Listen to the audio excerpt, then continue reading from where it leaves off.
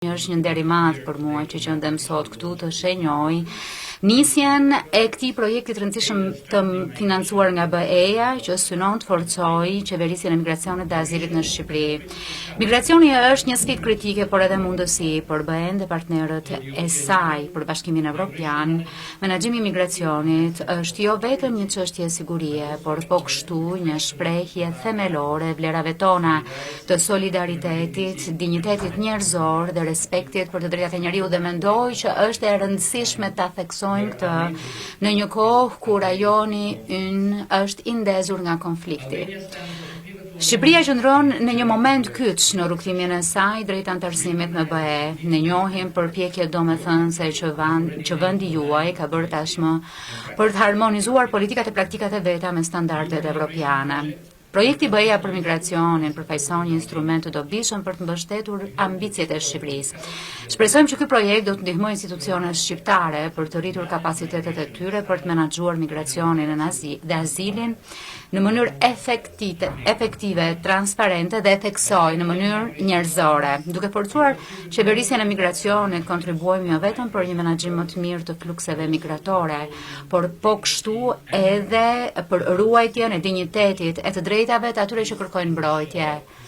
Kjo është një përgjegjësi e përbashkët që e mbajnë të gjithë. Sfidat e migracionit me cilat përballemi sot janë komplekse e shumë plançe. E kërkojnë jo vetëm kuadre të forta qeverisëse, por po kështu bashkëpunim, besim e një vizion të përbashkët. Ky projekt do të ndihmojë në forcimin e kapaciteteve institucionale, do të përmirësojë mekanizmat operative, e do të rritë bashkërendimin mes të gjithë aktorëve që janë të përfshirë në menaxhimin e migracionit. Mbështetja ofruar përmes këtij projekti është pjesë e angazhimit më të gjerë të BE-s ndaj Shqipërisë, dhe rikonfirmon përkushtimin tonë ndaj stabilitetit dhe sigurisë në Ballkanin Perëndimor. Është një dëshmi e prekshme e partneritetit që ekziston midis Shqipërisë dhe Bashkimit Evropian, një partneritet i cili është i fortë. Në praktik, projekti mbështet një sër objektivash e synimesh politike që ndiqen nga qeveria shqiptare, që janë zbatimi i strategjisë kombëtare për migracionin të Shqipërisë 2024-2027, e cila është në përputhje me standardet e përparësive të BE-s.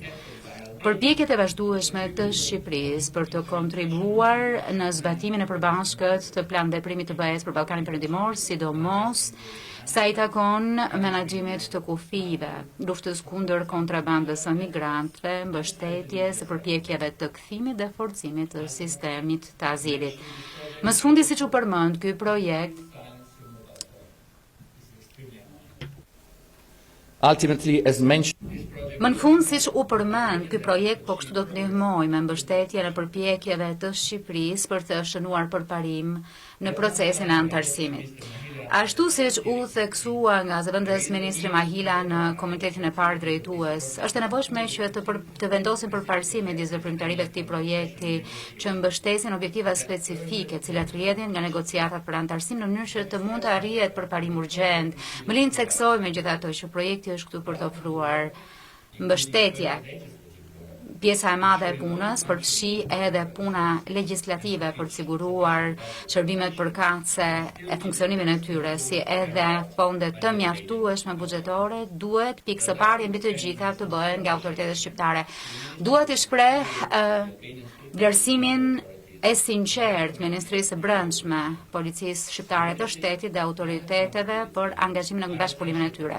Udhëheqja dhe llogaridhënia juaj janë thelbësore për suksesin e këtij projekti dhe për çuarjen përpara të rrugtimit të Shqipërisë drejt BE-s.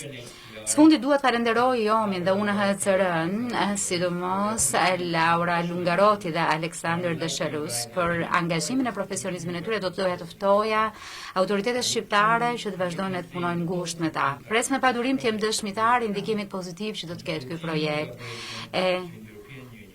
për të vazhduar për bashkëpunimin e vazhdueshëm midis Bashkimit Evropian dhe Shqipërisë për këtë agjendë thelbësore.